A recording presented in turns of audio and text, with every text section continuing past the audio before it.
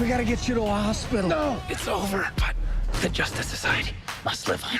Someone with strength and heroism must carry the torch. I'll try. Not you. Definitely not you. What are you doing? Nothing! Right, give me that. No, the staff picked me. They finally know who I really am. I've got a costume and everything. I'm trying to protect you. The Justice Society couldn't defeat the Injustice Society. Injustice Society. None of you were good with names. This isn't a joke, Courtney. You and I don't stand a chance against them. Stop trying to scare me. I'm not going to sit on the sidelines. I'm putting together this new team to get justice. This is our destiny.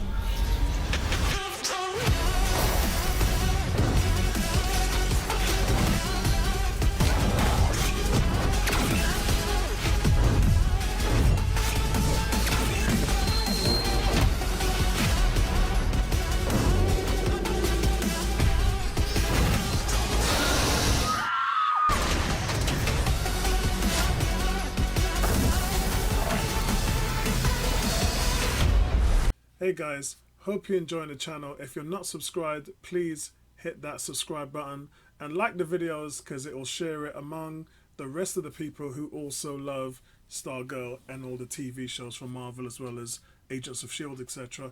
And let's talk about Stargirl. I originally spoke about the first episode, really didn't have time to come back and make a video about the other episodes, but they have been fantastic. Now, the first 3 episodes were basically thrown out to everybody who pre-previewed it, and they said, look, they were great. So we didn't know how 4 and 5 were going to throw themselves into the mix. Well, I'll tell you now, 4 and 5 have been an absolute delight to watch. We're seeing some fantastic acting from the lead character, Courtney, and she's been brilliant. She's adorable, and I say that in the face of, not, if you take Supergirl, she doesn't really have the acting chops. Her body, the way she positions it, her facial expressions, this girl is nothing like that. This girl is a top class actor, and she knows how to be cheeky on the screen. She knows how to suck you in. It's hard not to like her. And a lot of this has come from the Disney tropes, the Disney Channel tropes, where they get these young kids and they say, oh, they're going to be stars when they get older. Well, you know what?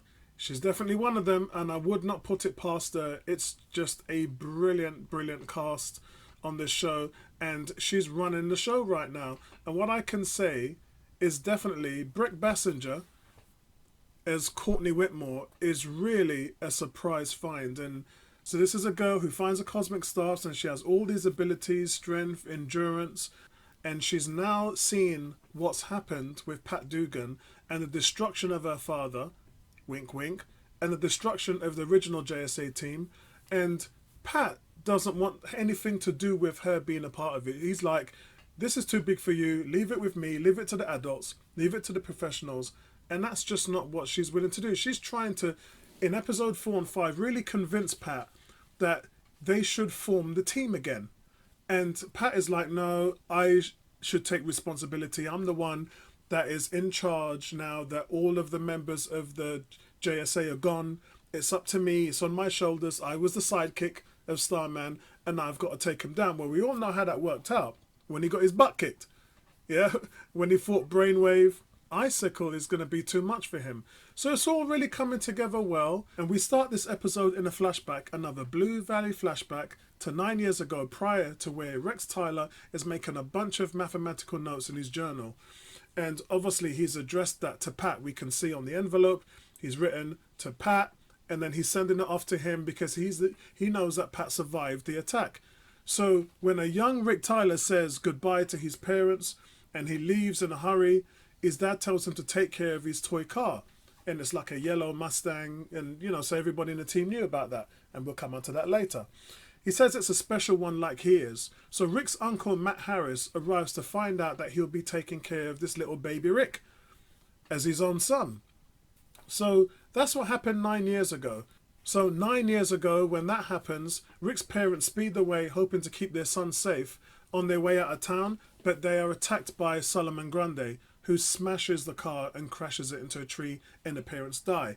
Now, we move forward 9 years into the future, and seriously, the Uncle Matt, is just the real arsehole. They gave him 50 grand to look after little Rick, and he basically had blown it on booze and drink and whatever. And he's got to the point now where in today's society, he's got no money.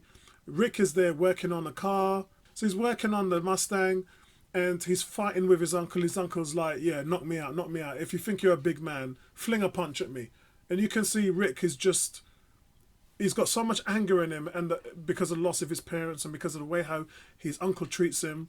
And he's so frustrated, like every day when he leaves his house and he's walking to school, Rick stops by a tree where his parents crashed into it, and he punches the tree. So you see him, his knuckles are bruised and everything, and it's really sad. It's like this kid's got nothing. He's lost his parents, and he's got this abusive uncle who doesn't care about him, only took him in because he was offered the money to take him in, and that's just how his life is living. And we kind of get that exposition in the first 10 minutes of episode 5.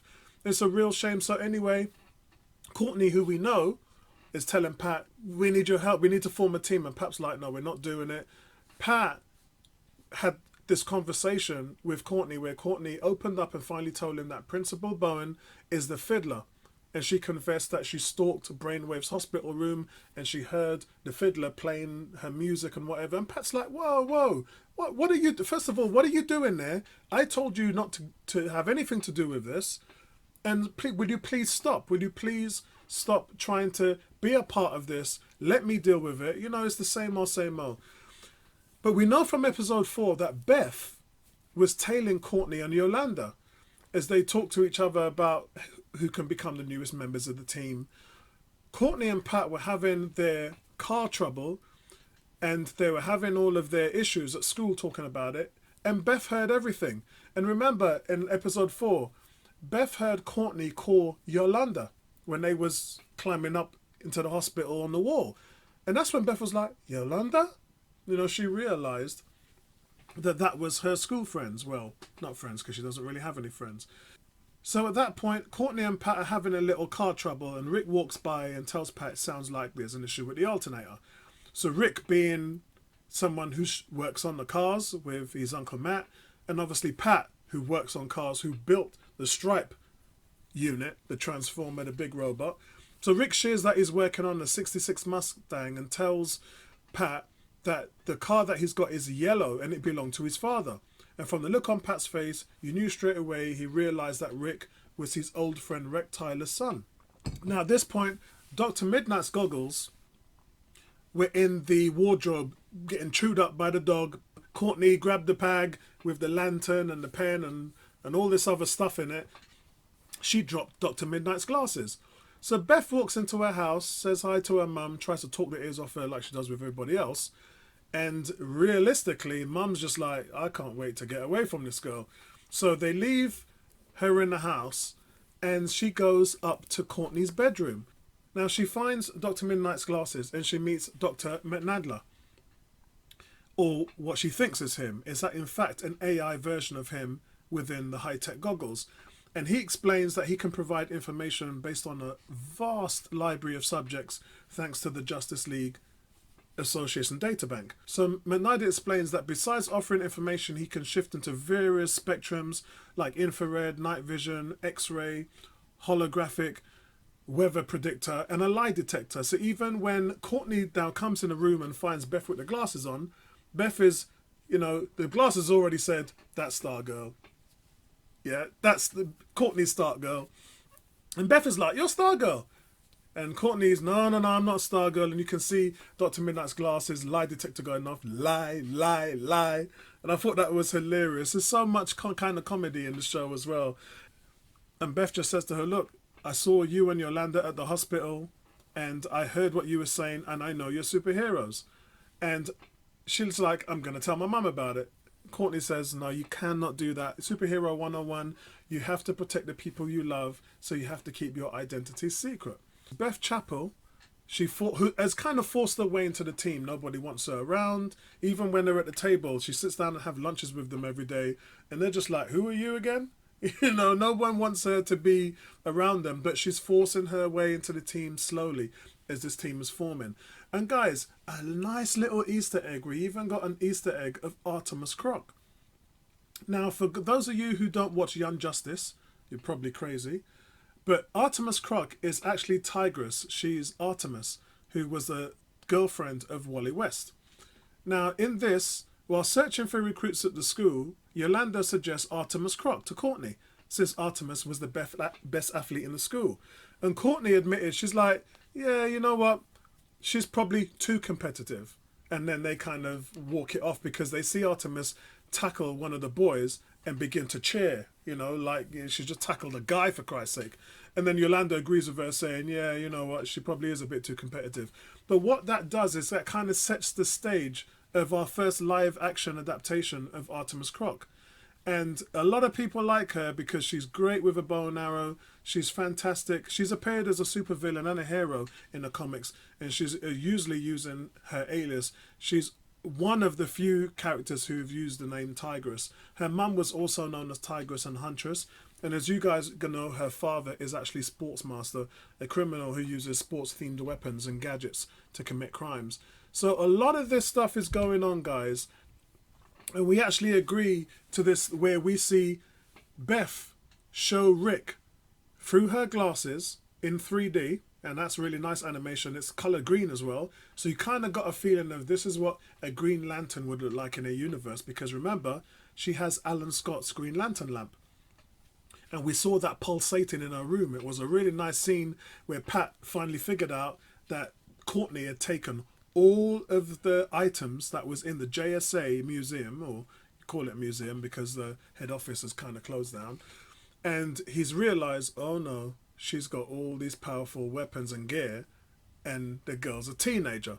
So now Pat understands that she's forming her own team. But we see a requisition of Solomon Grundy punching the vehicle, killing Rick's parents. So because Rick sees that, he agrees to join Courtney's JSA, but he makes it clear he only wants revenge on the Injustice Society. So it's brilliant. And look, I really like the way how this show is, guys. It's setting the stage of things like Smallville that we've seen in the past, and we haven't really enjoyed a teenage superhero show in this way. I mean, if you think about Marvel's Runaways or Marvel's Cloak and Dagger, the Cloak and Dagger's quite decent. This show has so much production values. Remember, the team that worked on the visual effects for Wonder Woman and the music as well is working on this show. And it is fantastic. Even if you just listen to the music score, it's just high quality stuff. And I've got such high hopes for this show.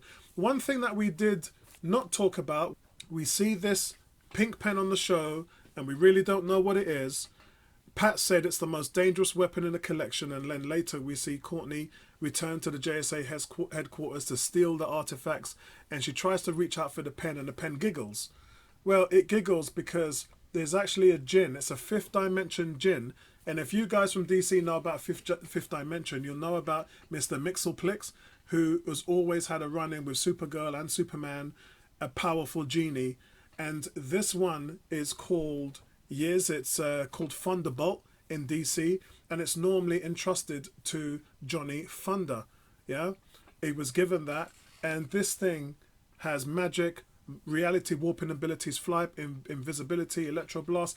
It's a big deal. Just like the Green Lantern light is a big deal in this series, and I can't wait for them to pay that off. It's a real shame. I love this show so much, guys. You guys really need to get on it. And I think that this show is a 9 all the way. I really love where it is at the moment. So guys, if you're not watching Stargirl, please check it out.